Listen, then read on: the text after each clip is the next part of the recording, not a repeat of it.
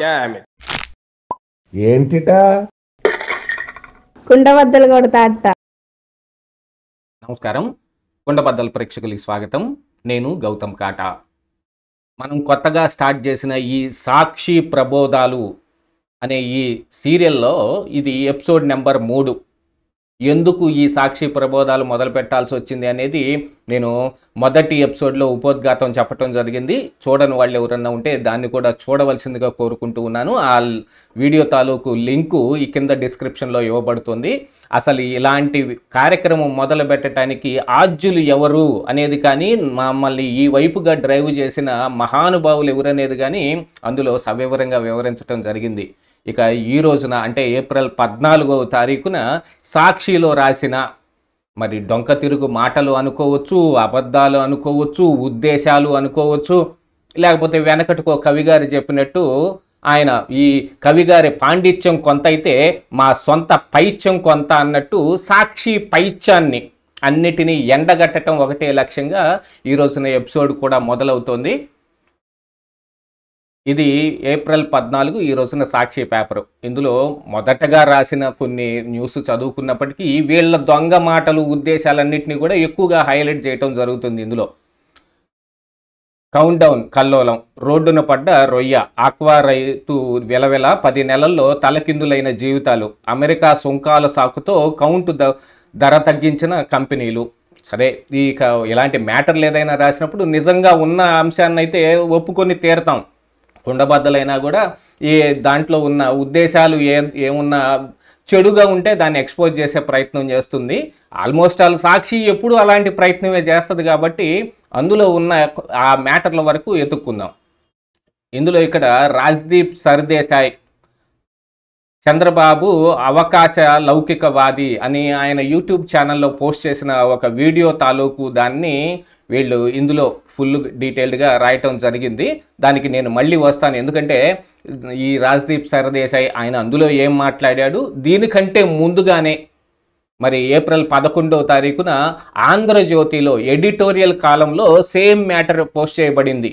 వీళ్ళు ఏ రకంగా వీళ్ళ సొంత పైత్యాన్ని అందులో చొప్పించారు, అసలు రాజ్దీప్ సర్దేశాయ్ ఏం మాట్లాడాడు, లేకపోతే ఆంధ్రజ్యోతిలో అసలు పాఠం తెలుగులో అనువదించబడి ప్రచురించబడిన ఆ ఎడిటోరియల్లో ఏముంది అనేది తర్వాత చూద్దాం. దానికంటే ముందుగా నిన్న ఏబి వెంకటేశ్వరరావు గారు ఆయన జగన్మోహన్ రెడ్డి మీద ఒక పెద్ద యుద్ధమే ప్రకటించాడు.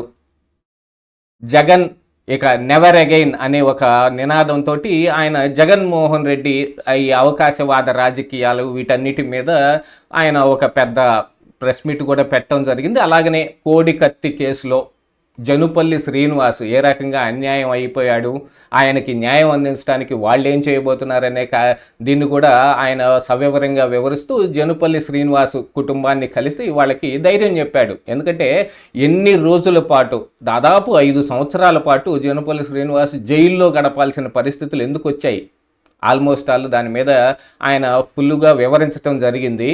కాకపోతే ఇప్పుడు సాక్షిలో రెండో వైపు అంటే వాళ్ళ వైపు కాయనికి బొమ్మ బొరుసు 2 ఉంటాయన్నట్టు ఇటువైపు మా ఈయన ఏబి వెంకటేశ్వరరావు గారు ఏం చెప్పారో దాన్ని మనం నిన్న వీడియో చేయటం జరిగింది. చూడని వాళ్ళు ఎవరైనా ఉంటే కనుక నేను కింద డిస్క్రిప్షన్లో ఇంకొక లింక్ కూడా ఇస్తాను, అందులో చూడండి.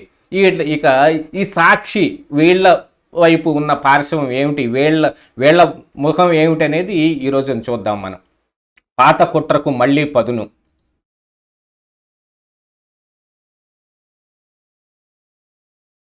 పాత కుట్రకు మళ్లీ పొదును.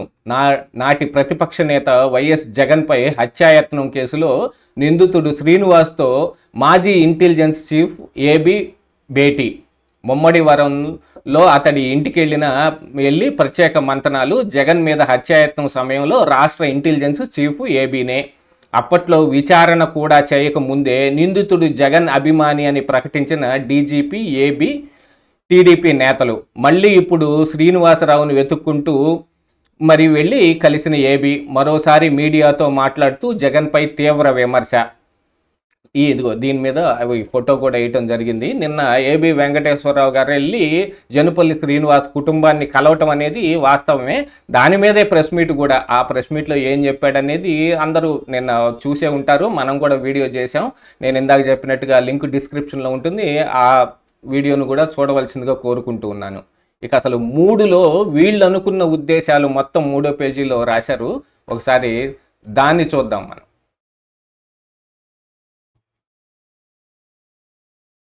పాత కుట్రకు మళ్లీ తెర. నాటి ప్రతిపక్ష నేత వైఎస్ జగన్పై హత్యాయత్నం కేసులో నిందితుడు శ్రీనివాస్తో మాజీ ఇంటెలిజెన్స్ చీఫ్ ఏబీ భేటీ. ముమ్మడి వరంలో అతని ఇంటికి వెళ్ళి ప్రత్యేక మంతనాలు. 2019 ఎన్నికల ముందు 2018 అక్టోబర్ 25న విశాఖ విమానాశ్రయంలో నాడు ప్రతిపక్ష నేతగా ఉన్న వైఎస్ జగన్ను పదునైన కత్తితో హత్య చేయడానికి ప్రయత్నించిన నిందితుడు జనుపల్లి శ్రీనివాసరావుతో మాజీ ఇంటెలిజెన్స్ చీఫ్ ఏబి వెంకటేశ్వరరావు ఆదివారం భేటీ కావడంపై సర్వత్రా చర్చ జరుగుతోంది. అది కూడా అతన్ని వెతుక్కుంటూ డాక్టర్ బిఆర్ అంబేద్కర్ కోనసీమ జిల్లా ముమ్మడివరం మండలం లంకలో శ్రీనివాసరావు ఇంటికి వెళ్ళి కలిశారు. స్వయంగా నిందితుడి ఇంటికి వెళ్ళి కలవడం ద్వారా నాడు వైఎస్ జగన్పై హత్యాయత్నానికి అసలు కుట్రదారులు ఎవరనే విషయాన్ని ఏబీ చెప్పకనే చెప్పారని రాజకీయ పరిశీలకులు వ్యాఖ్యానిస్తున్నారు. ఈ పరిశీలకులు ఎవరో జగన్ కళ్ళతోటి ఆ బ్లూ కళ్ళద్దాలు పెట్టుకుని ఏమన్నా చూశారేమో, దాని వెనకున్న కుట్రదారులు ఎవరనేది ఇప్పుడు జనుపల్లి శ్రీనివాస్ చేసింది. ఇప్పుడు ఏదో పదునైన కత్తి అని రాస్తున్నారు, కానీ దీనికి అసలు పేరు కోడి కత్తి. ఆ కోడి కత్తి ఎంత ఉంటుంది, కోడి కాలికి కట్టే కత్తి, పందాల్లో కట్టే కత్తి, అది తీసుకొని పొడిస్తే ఏమాత్రం ప్రాణాపాయం వస్తుంది, అసలు ఆ కోడి కత్తి కూడా నిజమా కాదా అనే దాని మీద కూడా చాలా అనుమానాలు ఉన్నాయి. జనుపల్లి శ్రీనివాసు మరి జగన్మోహన్ రెడ్డి అభిమాని అని చెప్పడానికి కూడా ఆ రోజున కావలసిన ప్రూఫ్స్ అన్నీ కూడా దొరికాయి. వాటన్నిటిని కూడా ఆ రోజున ఎక్స్పోజ్ చేయటం జరిగింది. కాకపోతే అప్పుడు ఇంటెలిజెన్స్ చీఫ్గా ఉన్న ఏబి వెంకటేశ్వరరావు కానీ, లేకపోతే అప్పుడు డీజీపీ కానీ, వాళ్ళు చెప్పిన మాటల్ని తీవ్రంగా ఈ వైఎస్ఆర్ కాంగ్రెస్ పార్టీ నాయకులు లేకపోతే కార్యకర్తలు దాన్ని బాగా వ్యతిరేకమైన ప్రచారాన్ని ముమ్మరంగా చేశారు. ఎందుకంటే ఆ రోజున టీడీపీ పార్టీ కానీ మిగతా వీళ్ళెవరు కానీ సోషల్ మీడియాలో అంత యాక్టివ్ పార్ట్లో లేరు. కానీ సోషల్ మీడియాని బాగా అందిపుచ్చుకొని దుష్ప్రచారానికి మాత్రమే వాడుకునే వైఎస్ఆర్ కాంగ్రెస్ పార్టీ ఆ రోజున విపరీతమైన కృషి చేసింది. ఇప్పుడు అందులో భాగంగానే అసలు ఈ కుట్ర వెనక మొత్తం ఏదో ఏబి వెంకటేశ్వరరావు ఉన్నట్టుగాను, లేకపోతే అప్పుడు అధికారంలో ఉన్న టీడీపీ ఉన్నట్టుగా ఈ రోజున మళ్ళీ రాసుకొస్తే, మరి 5 సంవత్సరాల పాటు జగన్మోహన్ రెడ్డి కోర్టుకెళ్ళి సాక్ష్యమే చెప్పలేదు. ఆయన కోరుకున్నట్టుగా ఈ కేసుని ఆంధ్రప్రదేశ్ రాష్ట్రం దగ్గర నుంచి తప్పించి ఎన్ఐఏకి కూడా ఇవ్వటం జరిగింది. ఎన్ఐఏ స్వయంగా కోర్టులో చెప్పిన మాట ఏమిటి, దీని వెనక ఎటువంటి కుట్ర లేదు, జగన్మోహన్ రెడ్డి ఆరోపిస్తున్న ఎటువంటి కుట్ర లేదు అని చెప్పినా కూడా లేదు మేము ఒప్పుకోం, ఎన్ఐఏ చెప్పినా కూడా మేము ఒప్పుకోం, అసలు ఎన్ఐఏ కావాలని కోరుకుందే జగన్మోహన్ రెడ్డి, వాళ్ళు చెప్పినా కూడా ఒప్పుకోమండి. ఇక ఆ జనుపల్లి శ్రీనివాసు అలాగనే జైల్లో మగ్గుతూనే ఉన్నాడు. ఆయన అలా మగ్గుతూ ఈయన కనీసం కోర్టుకి వెళ్ళి సాక్ష్యం కూడా చెప్పకుండా, ఏదో ఈయన అధికారంలో ఉన్న సమయంలో సాక్ష్యం ఎందుకు చెప్పట్లేదు అనే దానికి కూడా ఒక కోర్టుకి ఎందుకు వెళ్ళడం లేదు అనే దానికి కూడా పెద్ద కట్టుకథ వెళ్ళారు. అసలు కోర్టుకి జగన్మోహన్ రెడ్డి వెళితే ఆడ మొత్తం ట్రాఫిక్ జామ్ అయిపోయింది. ఎందుకు అయిపోతుంది ట్రాఫిక్ జాము? ఈయన బహిరంగ సభలు పెట్టి ఆడ మొత్తానికి చెట్లన్నీ నరుక్కుంటా పోయి దారి పొడుగున ఉన్న ఈ ట్రాఫిక్ మొత్తం క్లియర్ చేసేసి పక్కకి నెట్టేసి మొత్తాన్ని ఆపేస్తే అవన్నీ ట్రాఫిక్ జాములు బహిరంగ సభలకి హాజరవటానికి అవ్వని ట్రాఫిక్ జామ్ కోర్టుకు వెళ్తే అవుతుంది. అందుకని కోర్టుకు వెళ్ళి ఈయన సాక్ష్యం చెప్పడు. ఎందుకంటే స్వయాన అనుభవించిన ఈ అందులో విక్టిమ్ కాబట్టి ఈయన చెప్పే సాక్ష్యానికి కూడా అక్కడ ఖచ్చితంగా ఒక శాంటిటీ ఉంటుంది. ఈయన ఏం చెబుతాడు అనే దాని మీద ఆధారపడి ఉండాలి. ఇప్పుడు వచ్చి కాదు జనుపల్లి శ్రీనివాసు కక్షాపూరితంగానే నన్ను పొడిచాడు అని ఈయన చెప్పచ్చేమో, చెప్పినా కూడా నిజమేంటనేది ఎన్ఐఏ తెలిసింది. అంటే దీని వెనక కుట్ర ఎవరిది, టీడీపీ పార్టీ కుట్ర చేసింది, ఏబి వెంకటేశ్వరరావు కుట్ర చేసిండు అని ఆరోపిస్తున్న ఇప్పుడు ఈ ఆరోపణలు మొత్తానికి ఆ రోజున తావు లేకుండా పోతుంది. అందుకని ఆయన కోర్టుకి వెళ్ళడు. ఈ కేసు ఇలా ప్రొలాంగ్ చేస్తూనే ఉంటాడు. 100 సంవత్సరాలైన జనుపల్లి శ్రీనివాస్ ముసలాడై జైల్లో పోవడమే తప్ప ఈయన మాత్రం సాక్ష్యం చెప్పే అవకాశం లేదన్నట్టుగా వీళ్ళు అధికారంలో ఉండగా ప్రవర్తించి ఆ రోజున ఆంధ్రప్రదేశ్ రాష్ట్ర పోలీసుల మీద మాకు నమ్మకం లేదని ఎన్ఐఏకి కేసును అప్పగించి ఆ ఎన్ఐఏకి కేసు అప్పగించడం వెనుకున్న కారణాలు అందరికీ తెలిసిందే. ఈరోజు మళ్ళీ మనం కొత్తగా చెప్పుకోవాల్సింది ఏం లేదు. కేంద్రంలో ఉన్న పెద్దల సహకారమే ఇదంతా. ఆ రోజున సహకారాలు అన్నీ పొంది ఈరోజు వాళ్ళు మళ్ళీ ఏబి వెంకటేశ్వరరావు కుట్ర చేస్తున్నాడు ఆ విషయం మీద ఎవరైనా మాట్లాడితే వాళ్ళందరూ కుట్ర చేసేసినట్టే. అసలు ఇంకా అద్భుతమైన విషయం ఏమిటంటే పదవీ విరమణ నాటి నుంచి కుట్రలే. ఇది ఏబి వెంకటేశ్వరరావు గారి గురించి మాట్లాడిన మాటలు. అసలు ఆయన పదవిలో ఉండగా పెద్ద కుట్ర చేసింది జగన్మోహన్ రెడ్డి గారు. ఆయన ఏదో ఒక నెపంతో సస్పెండ్ చేసేసి ఆయన మీద విచారణకు ఆదేశించి ఆ విచారణ జరగటానికి ఈయన కోర్టుకు దాకా వెళ్ళి కోర్టులో ఆర్డర్లు తెచ్చుకున్నప్పటికీ ఏదో తూతూ మంత్రంగా 1 రోజు 2 రోజులు ఆయన్ని ఉద్యోగంలో చేసుకొని మళ్ళీ సస్పెండ్ చేసి ఇంత పెద్ద కుట్ర చేసి జగన్మోహన్ రెడ్డి ఈ రోజున మళ్ళీ ఏబి వెంకటేశ్వరరావు పదవీ విరమణ చేసిన దగ్గర నుంచి కుట్ర అంటున్నాడు. పదవీ విరమణ చేసిన దగ్గర నుంచి ఏబి వెంకటేశ్వరరావు మరి ఫ్రీ అయిపోతాడు. ఆయన స్వయం మనసుకి అనిపించిన దాని ప్రకారంగా ఆయనకున్న దీని ప్రకారంగా ఆయన ఏం చేయదలుచుకున్నాడో అది చేయటానికి ఆయన సిద్ధపడ్డాడు. ఆయన అనుకుంటుంది ఈ రోజున ఖచ్చితంగా జగన్మోహన్ రెడ్డి లాంటి వాళ్ళు ఈ రాజకీయాల్లో ఉండకూడదు, జగన్ నెవర్ అగైన్ అనే నినాదమే డైరెక్ట్గా పెట్టుకుని ఈ రోజున ఆయన పోరాటానికి దిగాడు. రాజకీయాల్లోకి వస్తున్నాను అంటే నా రాజకీయం అంటే ఏదో పదవుల కోసమో అధికారం కోసమో చేసేది కాదు, ప్రజల బాగు కోసం చేసేది అనేది కూడా ఆయన నిన్న వివరించడం జరిగింది. కానీ ఇక్కడ పదవీ విరమణ నాటి నుంచి కుట్రలే అంటే వైఎస్ఆర్సీపీ ప్రభుత్వ హయాంలో పదవీ విరమణ చేసి నాటి నుంచి ఏబి వెంకటేశ్వరరావు గంగా చంద్రముఖిగా మారినట్టు పచ్చ చొక్కా వేసుకున్న టీడీపీ కార్యకర్తగా మారిపోయాడు. తన కుల సంఘాలకు సమావేశాల్లోనూ వైఎస్ జగన్పై విషం జిమ్మారు. తాను ఒక మాజీ ఐపీఎస్ అధికారిని అనే విషయం మర్చిపోయి ఒక సాధారణ టీడీపీ కార్యకర్త కంటే దిగువ స్థాయికి జారి సోషల్ మీడియాలోనూ అనేక తప్పుడు పోస్టులు పెట్టారు. అసలు ఈ ఏదో కుల సంఘాల సమావేశాల్లో విషం జిమ్మాడు అని అంటే ఆ కులం మీద గట్టిగా విషం జిమ్మింది మీ పార్టీ కాదా, జగన్మోహన్ రెడ్డి కాదా? తానే స్వయంగా తన నోటితోటి పలానా కులం అని నోరెత్తాడు. ఏది సీఎంగా ఆయన ఈ ఆంధ్రప్రదేశ్ రాష్ట్ర సీఎంగా ఉన్న రోజుల్లోనే. మరి ఆ పని చేయొచ్చునా? మనం చేసిన రోజున మనకేం కనపడవు. ఎవరైనా మన మీద విమర్శలు చేస్తుంటేనో మనకి ఎదురొస్తుంటేనో ఇప్పుడు అన్నీ కనిపిస్తూ ఉంటాయి.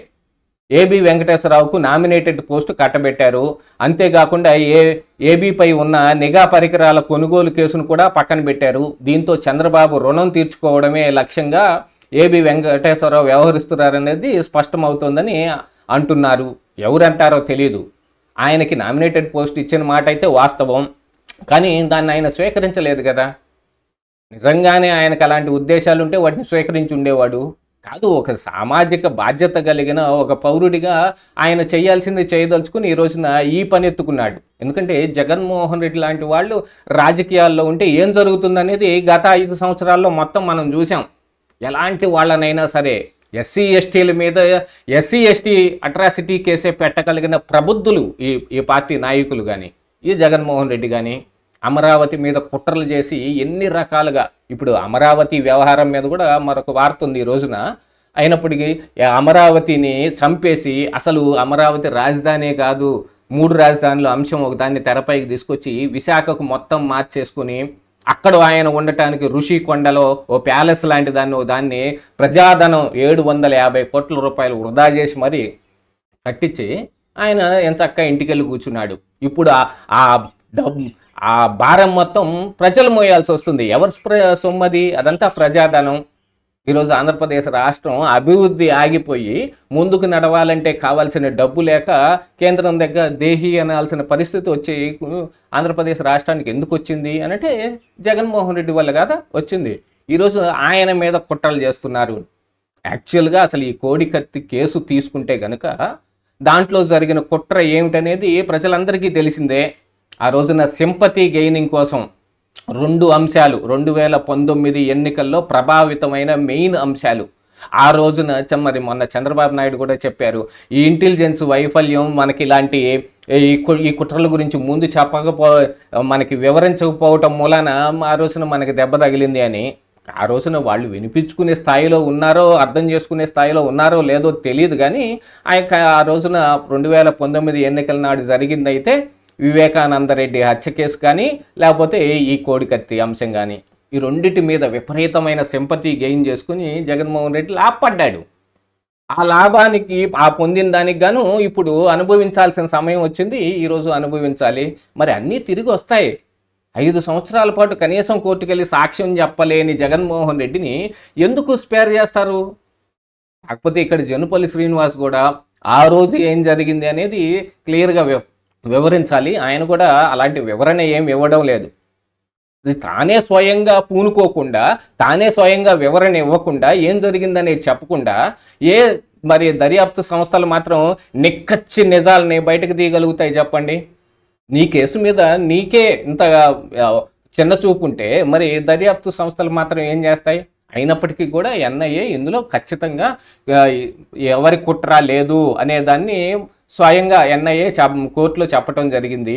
అయినప్పటికీ ఎంతమంది చెప్పినా వీళ్ళు వినిపించుకునే అవకాశమే లేదు.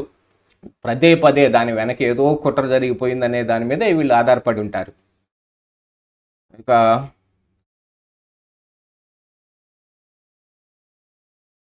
రాజ్దీప్ సరదేశాయ్ దాని మీద ఒక చిన్న పాయింట్ మీకు చెప్పాల్సిన అవసరం ఉంది. ఇక్కడ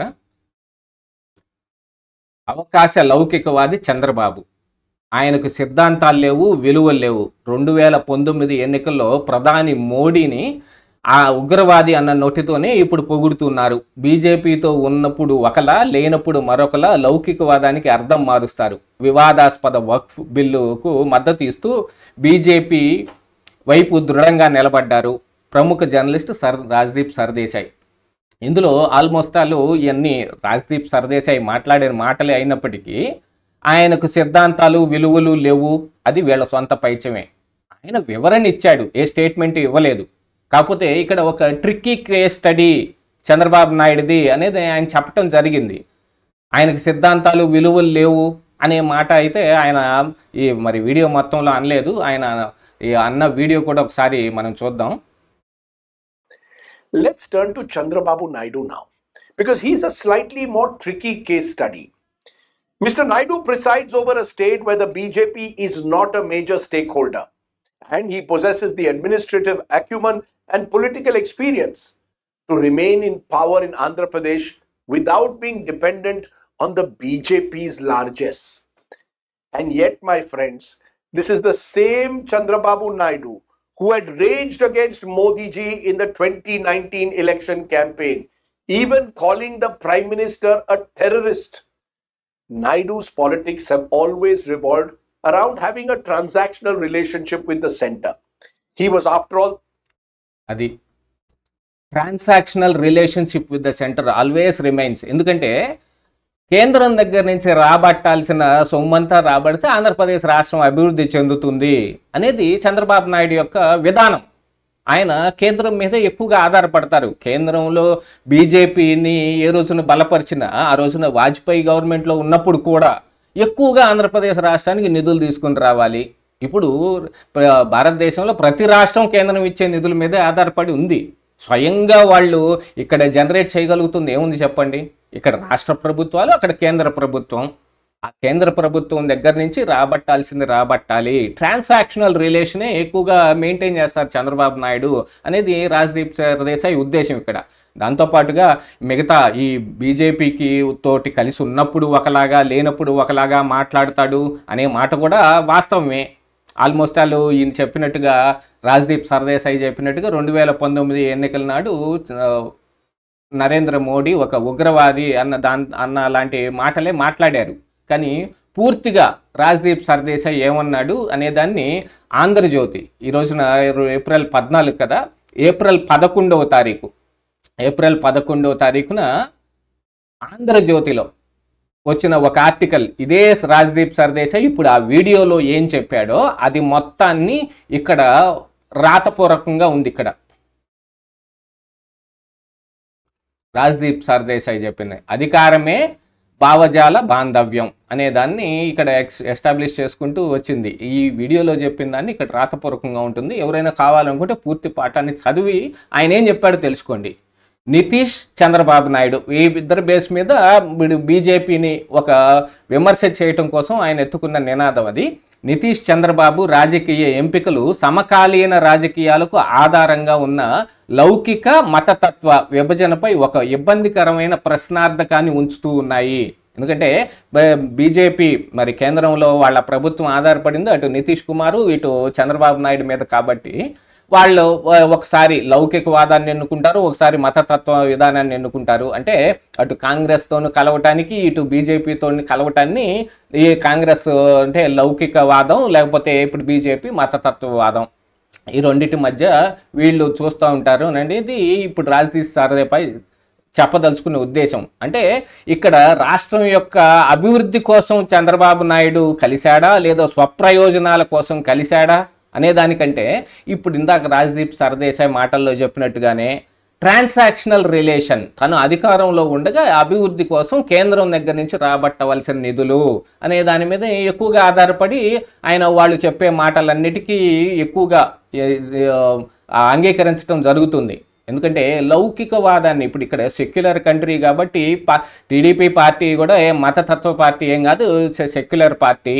అందులో మరి ఇప్పుడు వక్ఫ్ బిల్లుని వ్యతిరేకించాలి లేదు దానికి అనుకూలంగా ఉండాలి అనే దాని మీద వాళ్ళు తేల్చుకున్న దాంట్లో కొన్ని సవరణలతోటి ఈ బీజేపీ పార్టీ తీసుకురావలసి దలుచుకున్న వక్ఫ్ బిల్లులో సవరణని వాళ్ళు అంగీకరించారు, దానికి అనుకూలంగా ఓటేశారు.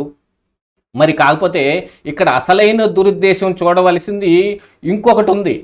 అదేమిటయ్యా అంటే దాంట్లో మరి జగన్మోహన్ రెడ్డి ఏ విధానంతో ఆయన ఈ బీజేపీ పార్టీకి మద్దతు ఇవ్వటం జరిగింది ఈ వక్ఫ్ బిల్లు మీద అనేది ఒకసారి చూడాలి. ఎందుకంటే మేమేమి దానికి మద్దతు ఇవ్వలేదు ఆ వక్ఫ్ బిల్లుని అని చెబుతూ ఉన్నారు. కానీ మరి రాజ్యసభలో ఉన్న వైఎస్ఆర్ కాంగ్రెస్ పార్టీ ఎంపీ అయిన పరిమళ్ నత్వాని ఎవరికి ఓటు వేశాడు ఖచ్చితంగా మీరు చెప్పగలరా? అదే అంశాన్ని ఇక్కడ మనం గట్టిగా చూడాల్సిన అవసరం ఉంది కదా. మరి ఎవరికి ఓటేశాడు పరిమళ్ నత్వాని అనే దాన్ని ఇప్పుడు బయట పెట్టగలుగుతారా మరి వైఎస్ఆర్ కాంగ్రెస్ పార్టీ నాయకులు? ఒకసారి రాజదీప్ సర్దేశాయ్ మాట్లాడింది చూద్దాం. అందులో ఇదే కవి గారి పాండిత్యం కొంత మన సొంత పైత్యం కొంత అన్నట్టు ఆయన దానికి ఏళ్ల ఉద్దేశాలు కూడా ఆపాదించేసి ఆయనే అనేశాడని. అవకాశ లౌకికవాది చంద్రబాబు, ఆయన సిద్ధాంతాలు విలువలు లేవు, బీజేపీతో ఉన్నప్పుడు ఒకలా లేనప్పుడు మరొకలా లౌకికవాదానికి అర్థం మారుస్తారు. ప్రముఖ జర్నలిస్టు రాజదీప్ సర్దేశాయ్. ఏపీ ముఖ్యమంత్రి చంద్రబాబుకు రాజకీయ ప్రయోజనాలు తప్ప సిద్ధాంతాలు విలువలు లేవని ప్రముఖ జర్నలిస్టు రాజదీప్ సర్దేశాయ్ పేర్కొన్నారు. తన యూట్యూబ్ ఛానల్లో తాజాగా ఈ మేరకు వీడియో అప్లోడ్ చేశారు. ఈ వీడియోలో ఆయన ఏమన్నాడంటే 2019 ఎన్నికల్లో బీజేపీపై ఆధారపడి పడే అవసరం లేదని, మతతత్వ బీజేపీ నుంచి దేశాన్ని రక్షించాలని పిలుపునిచ్చారు చంద్రబాబు. ఒకానొక సందర్భంలో ప్రధానమంత్రి నరేంద్ర మోడీని ఉగ్రవాదిగా పేర్కొన్నారు. రాజకీయ మనుగడ మాత్రమే చంద్రబాబు ఏకైక ప్రాధాన్యత, లౌకికవాదం విషయంలోనూ ఆయన అంతే. తన రాజకీయ ప్రయోజనాలకు వాడుకోవడానికి దానికి ఒక కళారూపంగా మార్చుకున్నారు. లౌకికవాదానికి అర్థం చంద్రబాబు బీజేపీతో కలిసినప్పుడు ఒక రకంగా లేనప్పుడు మరొక రకంగా మారుతుంది. రాజకీయ ప్రయోజనాలకు అనుగుణంగా వారి పదవులు కాపాడుకునేందుకు అంశంగా లౌకికవాదాన్ని చంద్రబాబు మార్చేశారు అని. వాళ్ళ పదవులు కాపాడుకోవడానికి అని పదాన్ని ఇక్కడ వాడారు. ఆల్మోస్ట్ ఆల్ మరి ఇప్పుడు రాజదీప్ సర్దేశాయ్ చెప్పిన దాంట్లో మీరు చూశారు కదా, ఆయన గట్టిగా వాడింది ట్రాన్సాక్షనల్ రిలేషన్ అనే దాన్ని మాత్రమే వాడాడు. అంటే అది కేవలం డబ్బు కోసం అనే కాదు, మీకిది మాకిది అనే పద్ధతిలో కూడా కావచ్చు. కేంద్రంలో మీరు అధికారం, మా రాష్ట్రంలో మా అధికారం అని అంటే ఇక్కడ బీజేపీ ఆంధ్రప్రదేశ్ రాష్ట్రంలో చంద్రబాబు నాయుడిని టీడీపీని అధికారంలోకి తీసుకురాగలిగినంత బలం ఇప్పుడు ఇక్కడ ఉందా? అంటే బలాలు ఎక్స్చేంజ్ ట్రాన్సాక్షన్ చేసుకుంటున్నారు అని అనుకోవటానికి అలాంటిది ఏం లేదు. అసలు ఇక్కడ బీజేపీ కానీ మరి జనసేన కానీ టీడీపీ పార్టీతో కలవటం మూలానే వాళ్ళకి ఇన్ని ఎక్కువగా సీట్లు రావటం జరిగింది. దానికి ఎక్కువ కృషి చేసింది కూడా జగన్మోహన్ రెడ్డి. చంద్రబాబు నాయుడిని జైల్లో పెట్టి 53 రోజులు వేధింపులు గురి చేస్తే దాని మీద ప్రజలు ఎంతో సింపతి చూపించారు. 19 నాడు జగన్మోహన్ రెడ్డి మీద ఏం సింపతి చూపించారో అంత సింపతి చూపించారు. దాంతోపాటుగా జగన్మోహన్ రెడ్డి తీసుకున్న విధానాలు, ఆయన వ్యవహరించిన తీరు, ఆయన వ్యవహార శైలి, ఆయన పార్టీ నాయకులు మాట్లాడిన బూతులు, ఆయన పార్టీ నాయకులు చేసిన ఈ అసాంఘిక కార్యక్రమాలు, గోరంట్ల మాధవ్ కావచ్చు, అనంతబాబు కావచ్చు, ఇక ఆ తర్వాత అవినీతి విశృంఖలత్వం, వీటన్నిటి మూలాన మరి ఇప్పుడు ఈ రోజున కూటమి ఎంత అప్రతిహతంగా గెలిచింది. బీజేపీ కలవటం మూలాన ఇన్ని సీట్లు వచ్చాయి, ఇంత గట్టిగా గెలిచాడని చెప్పుకుంటానికి లేదు. బీజేపీ స్టేక్ ఎంత ఆంధ్రప్రదేశ్ రాష్ట్రంలో? అసలు కేంద్రంలోనే వాళ్ళు నిలబడాలంటేనే నితీష్ కుమార్ కానీ చంద్రబాబు నాయుడు కానీ అవసరమైన దీంట్లో వాళ్ళు మొదటగా బీజేపీ పార్టీని అంగీకరించి ఏ రోజైతే వాళ్ళకి మద్దతు ఇచ్చారో ఆ రోజు నుంచి వాళ్ళకి బలం పెరిగిపోయిందనే ఉద్దేశం ఇక్కడ రాజ్దీప్ సర్దేశాయ్ వ్యక్తం చేశాడు. చంద్రబాబుది ట్రిక్కీ కేస్ స్టడీ ఇది ఆయన చెప్పిందే. రాజకీయాల్లో సుదీర్ఘంగా కొనసాగడానికి ఎన్ని రంగులు మార్చడానికైనా ఆయన వెనకాడరు. ఇక్కడి నుంచి మొత్తం వాళ్ళ సొంత పైత్యం అన్నమాట. రాజకీయాల్లో సుదీర్ఘంగా కొనసాగడానికి ఎన్ని రంగులు మార్చడానికైనా ఆయన వెనకాడరు. లౌకికవాదం విషయంలో ఆయన విధానం ఎప్పుడు ప్రశ్నార్థకంగానే. రాజకీయాల్లో నిబద్ధత స్థానంలో అవకాశవాదం అవసరం వచ్చి చేరాయి. రాజకీయ విధానాల్లో నిబద్ధత అత్యంత ముఖ్యం అనే విషయాన్ని ఎప్పుడో మర్చిపోయారు. వారు అనుభవించే పదవులను బట్టి లౌకికవాదానికి అర్థం మారిపోతుంది అని చంద్రబాబు తీరుని ఎండగట్టారు. వీళ్ళ సొంత పైత్యం మొత్తం కలిసి అది రాజ్దీప్ సర్దేశాయ్ పేరుతోటి వాళ్ళు చెప్పుకుంటం జరిగింది. ఇక్కడ చంద్రబాబు వల్లే వక్ఫ్ చట్టం అందులో సవరణలు చేసి వాళ్ళ అంగీకారానికి తెలపటం జరిగింది. కాకపోతే ఇప్పుడు వక్ఫ్ బిల్లు మీద ముస్లింలందరూ కొంచెం బాగా ఎక్కువగానే గరంగా ఉన్నారు. అందులో ఏం పోతుంది ఏం వస్తుంది అనే దాని మీద ఇంకా ఫుల్ క్లారిటీ కూడా ఏం లేదు. బీజేపీ కూడా నాకు రాజ్దీప్ సర్దేశాయ్ కూడా ఆయన వీడియోలో చెప్పారు, ఒక్క ముస్లిం ఎంపీ కూడా లేని బీజేపీ ఇప్పుడు ఈ వక్ఫ్ బిల్లు మీద ముస్లిం మైనార్టీల మీద ఇంత ప్రేమ చూపిస్తోంది అంటే దాని వెనక బోల్డని ఉద్దేశాలు ఉన్నాయి అనేది ఆయన యొక్క ఉద్దేశం. వీటన్నిటినీ కలిపి ఆయన చేసిన వీడియోని దానికి వీళ్ళు వాడుకోవటం జరిగింది. ఇంతేకాకుండా ఇప్పుడు ఈ కారుమూరి నాగేశ్వరరావు మాట్లాడిన మాటల మీద మన బీజేపీ నర్సాపురం ఎంపీ వర్మ మాట్లాడిన మాటలను కూడా ఒక రకంగా ఆయనేదో దీన్ని ఈ కారుమూరి నాగేశ్వరరావు చెప్పినట్టు ఇళ్లల్లోంచి లాక్కొచ్చి కొడతాం, అదే గుంటూరుకి యువతలో ఉన్న వాళ్ళందరినీ ఇళ్లల్లోంచి లాక్కొచ్చి కొడతారంట, అవతల ఉన్న వాళ్ళందరినీ నరికవతలు బారేస్తారంట. దాని మీద ఏదో ఆయన కామెంట్ చేస్తే అసలు ఈ మొత్తం ఏదో జరిగిపోతుంది, బీజేపీ వాళ్ళు ఈ కూటమి ప్రభుత్వం మొత్తం వైఎస్ఆర్ కాంగ్రెస్ పార్టీ నాయకుల మీద పడిపోతూ ఉన్నారు, ప్రజల్ని చాలా వేధిస్తున్నారు అనే రకంగా కూడా రాయటం జరిగింది. ఇలాంటి వాటన్నిటితోటి ఈ సాక్షి నింపేసి ఈ రోజు నుంచి శుద్ధపూస కబుర్లు, పలానా వాళ్ళు పలానా పార్టీకి పనిచేస్తున్నారు, వాళ్ళకి ఆ పార్టీ చెప్పే అబద్ధాలన్నింటినీ వాళ్ళు ప్రచారం చేసి బూతులు అన్నింటినీ యూట్యూబ్ల నిండా నింపుతున్నారని ఈరోజు శుద్ధపూస కబుర్లు చెబుతూ ఉన్నారు. ఇదే ఈ రోజున ఎపిసోడ్ నెంబర్ 3. రేపు మళ్ళీ ఎపిసోడ్ నెంబర్ 4లో కలుద్దాం. అంతవరకు సెలవు. ఇదే ఈరోజు కుండబద్దలు.